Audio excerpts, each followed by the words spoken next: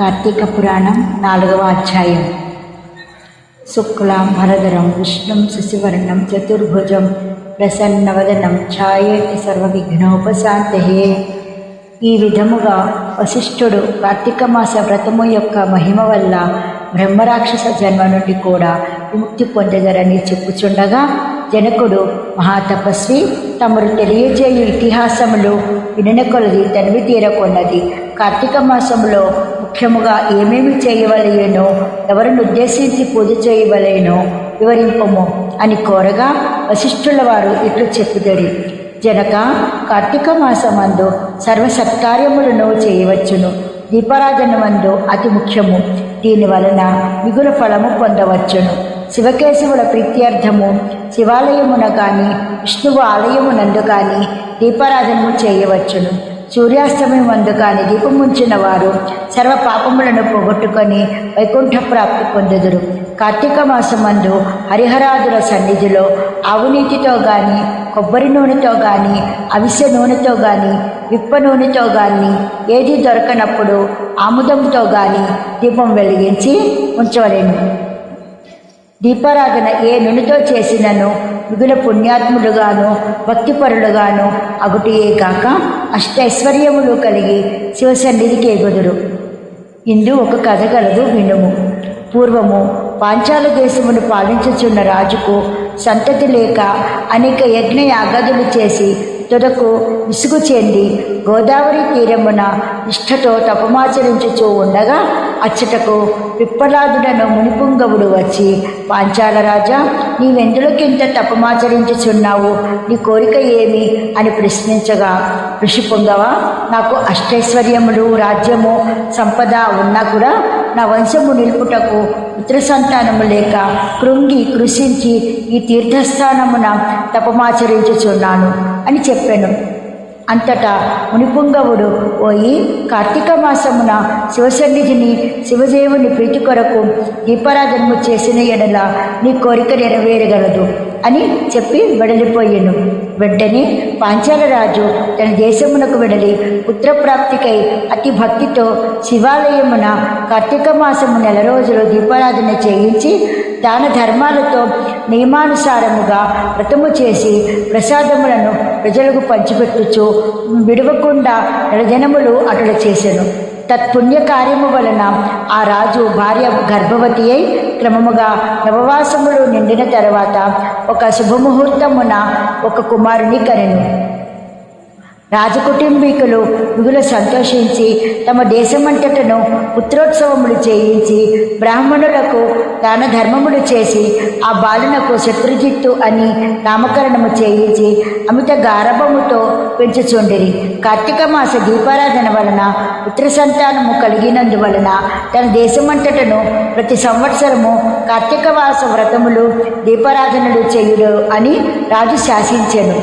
రాజకుమారుడు శత్రుజిత్తు దినదిన ప్రవర్ధమానుడగుచు సకల శాస్త్రములు చదివి ధనుర్విధ, కత్తిసాము మొదలుగునవి నేర్చుకొనెను. కానీ యవ్వనము రాగానే దుష్టుల సహవాసము చేతను తల్లిదండ్రుల గారవము చేతను తన కంటికింపగు స్త్రీలను బలాత్కరించుచు ఎదిరించిన వారిని దండించుచు తన కామవాంఛ తీర్చుకొనిచుండెను.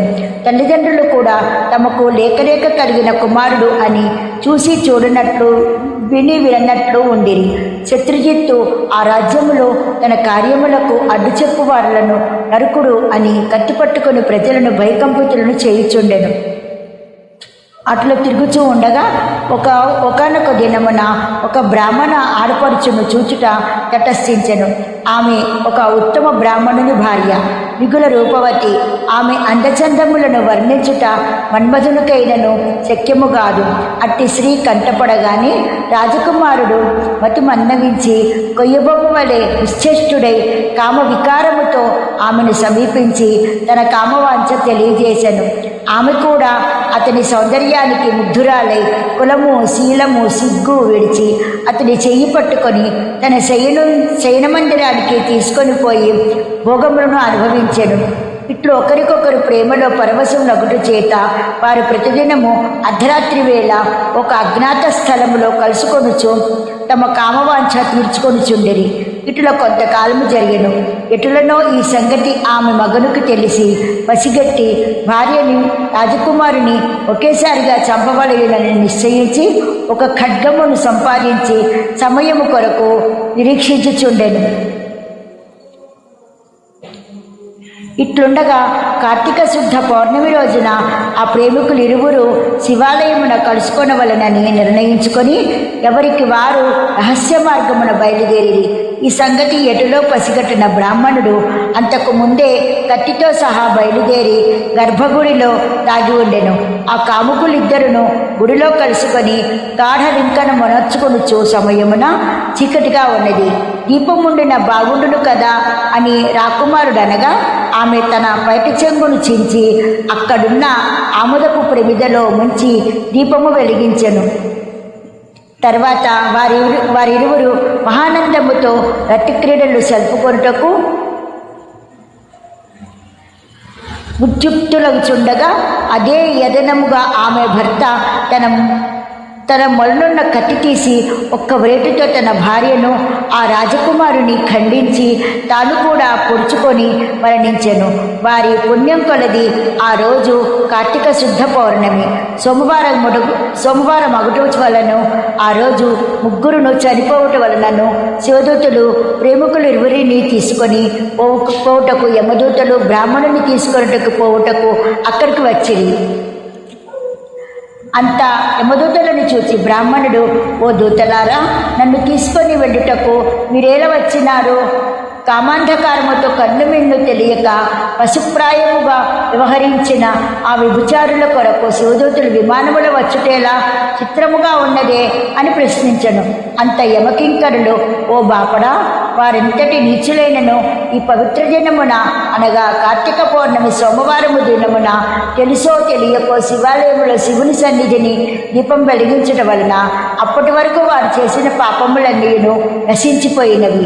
కావున వారిని కైలాసమునకు తీసుకొని పోవుటకు శివదూతలు వచ్చినారు అని చెప్పగా ఈ సంభాషణ అంతయు వినుచున్న రాజకుమారుడు, అలా ఎన్నటికీ జరగనివ్వను.